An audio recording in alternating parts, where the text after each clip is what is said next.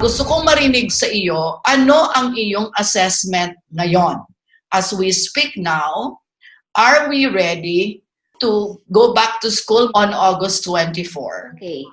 Tita Son, last May kasi, no, ang mindset na natin is that pwede nang may face-to-face, pwede na rin na distant learning. Parang 50-50 or whatever the proportion is, pwede na silang dalawa. Yun ang mindset natin ng May. Come June, nakita natin ang statistics, dumadami, tumataas, hindi nagpa-flatten ang curve. Tapos, just 2 days ago, sabi na wala nang zero face-to-face na tayo. So, yung sinasabi mo kanina na blended learning, flexible learning scheme, mukhang hindi na yan mangyayari. Wala na tayong i-blend na online at saka offline.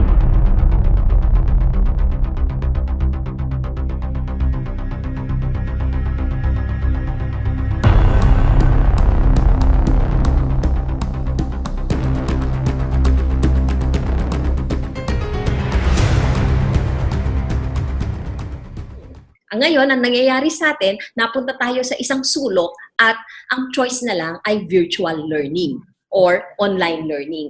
Kasi we cannot put our children at risk, ano?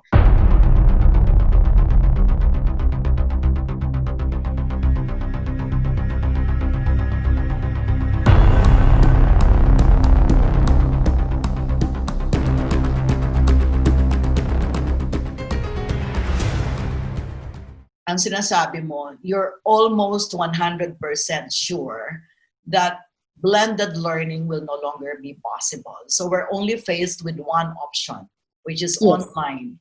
Pero Ma'am Mitch, kung itong 3,000 estudyante na to, ang majority ay galing sa mahihirap na pamilya, paano sila makaka-cope sa requirements ng virtual, ng online learning, considering na hindi naman lahat ng mga mahihirap o karamihan nga ng mga mahihirap ay wala naman access to yung mga gadgets at mga technology or internet na kinakailangan para sila ay makapag-online learning. How do you hope to, or did you do a survey already? Sa local colleges, 30% lang ng aming mga estudyante ang merong Wi-Fi connectivity. 70% of them ay merong smartphone na pwede i-connect kung meron kang Wi-Fi. And then, 88% of them ay may TV. Doon kami nagkaroon ng para bang may ray of light, may TV. 88%. Doon. So now, ngayon, pag gumagawa kami ngayon ng desisyon, makikita namin na ang TV, pwede namin yun, isa yun na channel namin or medium sa kanila na we can reach everyone and we can equalize.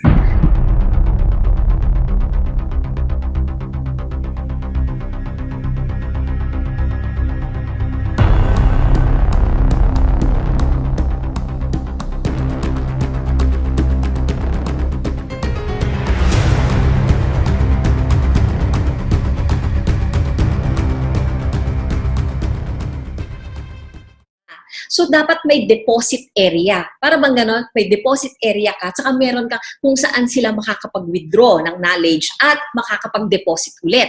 We need to put up a zone or a common area wherein they can deposit that knowledge and they can withdraw. Yun. Merong iba't ibang paraan. But did you also commission a specific provider for your virtual learning like other private universities? Okay. Yun yung tinatawag nila na learning management system. Yes. Yan yung end-to-end solution. Okay? Yes. Meron kang isang app na dito mo nilalagay ang worksheet ng mga bata. Tapos, nandyan na din ang kanyang record. Every time na magsasubmit siya, mababasa mo siya, you can grade it, and then, pwede mo na siyang ibato ngayon sa administration nyo, and then, kumpleto yan. It's an end-to-end solution. You have that. You have Okay. commissioned a group or an entity to handle that for you, or did you develop, or are you developing that yourself? We are using an in-house. Pero itong in-house na ito, patse-patse. Kasi nga, alam mo na naman siguro ang sitwasyon ng mga local colleges. We are usually underfunded. Kasi sobrang dami mong mga estudyante, then you only rely to your LGU income.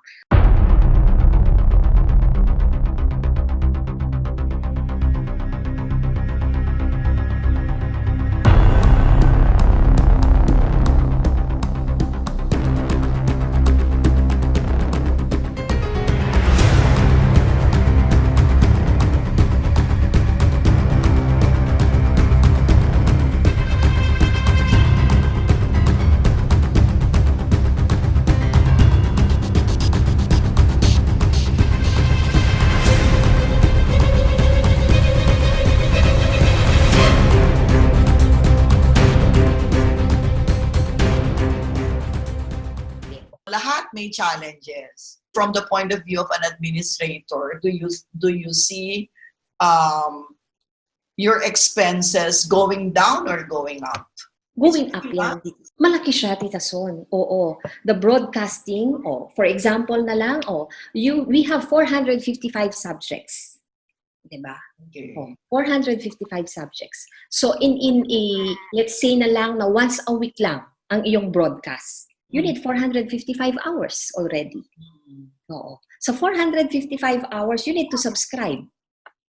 Kailangan mong bayaran ang bawat barangay. Bawat barangay na mag-i-install ka ng digital common areas, kailangan mong magsasubscribe sa mga yon. Isasubscribe mo sila individually.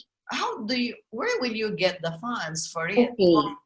Kasi parang ang intindi ko, hindi naman nakasama sa annual investment plan. So ngayon, Tita Son, meron kasi rin kaming mga savings dahil nga sa nangyari na to, no? Yes. Like for example, yung sports, wala na siya. Okay.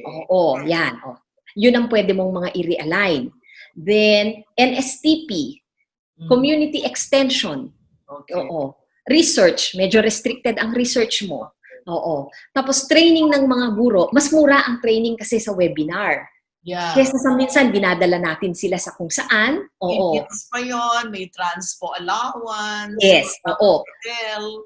Yes. Yun yung mga possible na i-realign natin. Yung may natipid. So, yung may natipid, yun yung i-realign. I-realign, Pero kailangan pa rin tumulong ang LGU. Kasi hindi mo siya kakayanin. Like for example, putting up a digital common area. Yun, kailangan tumulong ng LGU. They have to give isang personnel na nagbabantay sa mga bata, keep it safe. Kasi ano pang ibibigay mo na pansweldo mo sa mga yun?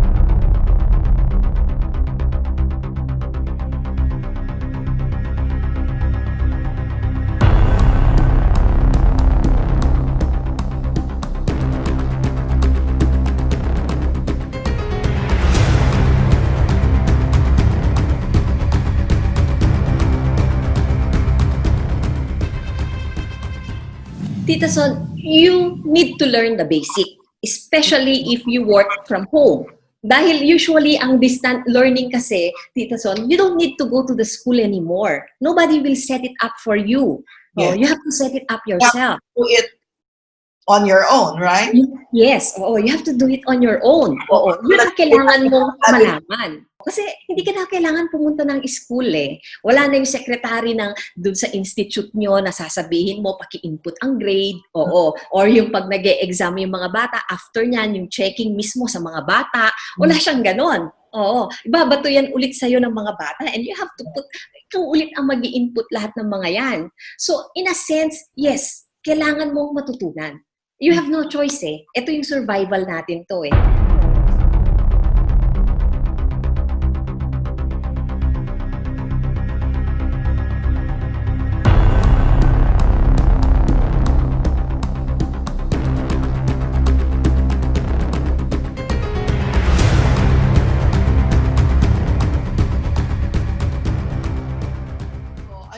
Kumusta naman? Ano naman yung feedback? Meron tayong namang problema sa personality niya. May pumapasok na factor na gano'n. Hindi daw niya, meron kami mga teachers na sabi niya, hindi ko personality yung parang nagpe-perform ako sa isang maliit na kahon. Pero pagdating ko sa classroom, hindi naman ako mahiyain. Pero pagdating ko sa camera, iba daw ang performance niya. So may mga ganun kaming feedback. The others naman, they like it. Especially siguro yung mga bata namin, na mga teachers, they quite like it. Pero kung isa kang academician, isa kang educator, dito mo na maa-apply lahat ngayon ng klaseng learning. Okay, now is the time, to check. Para ka nag-experiment actually. Etong one sem namin na to, it's trial and error. We have to admit that. I think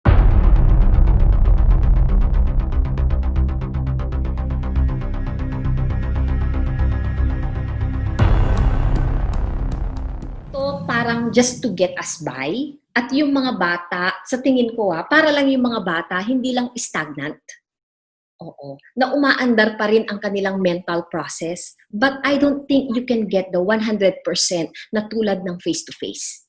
Mina-mind conditioning mo na even the grading system, papalitan siya, Tita Son may rubrics kami ngayon na ginagawa Kasi hindi na siya tulad ng dati na yung finals, midterms, hindi na siya ganun ngayon. Per module ngayon ang ginigrade mo. Kada lesson mo sa bata, meron na yan worksheet, grade mo na kaagad yan.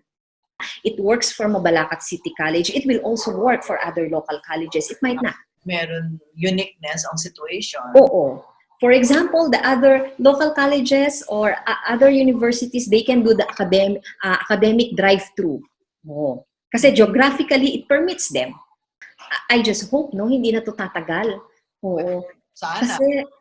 Kasi sa personality ng mga bata, Tita Son, nakikita namin yung maturity pa, it's not for online learning yet. Merong mga bata. For example, siguro yung mga academically excellent na mga bata, mabilis sigurong adjustment sa kanila. Pero yung mga slow learner natin, dito kami kinakabahan. Kasi, paano mo sila tuturuan? For example, kasi halos pare-parehas na ngayon ang rating ng mga bata pag sa lecture na broadcast We have to do it. Kasi sabi mo na kanina, we cannot stop the clock and wait for the 2 years bago natin turuan ng bata. Because anong gagawin ng bata na 2 taon, let's say 2 taon, sabihin mo na 1 taon na if we are to be optimistic about it. 1 year, hindi nag-aaral ang bata. Ano mangyayari, di ba? Yung advantages po ng face-to-face learning is yung mas madali mo pong ma-approach yung professor mo or yung teacher mo regarding po sa problema na yun. Parang mas ma-feel mo po yung yung way ng pagtuturo niya. Kasi yung mga teacher po, may iba pang way po yan ng pagtuturo pag face-to-face learning Makakapag-interact po kayo sa professors nyo at saka po sa mga kapwa estudyante nyo. At saka po, dito po, yun po yung nakasanayan namin na setup na klase. Di na po kami mahirapan na mag-adjust. Ang ganda-ganda ng tinakbo ng ating usapan. Marami akong natutunan. I'm sure yung ating mga taga-manood ay marami ding natutunan sa'yo. Madam. Salamat naman. Maraming salamat. Thank you so much for... Thank you, Tita Son. Thank you for giving me the opportunity to share this. I enjoyed our conversation. And do take care. Natapos na naman po ang isang oras ng talakayan dito sa Soto P, kung saan ang punot dulo ng bawat usapin ay ating lilinawin.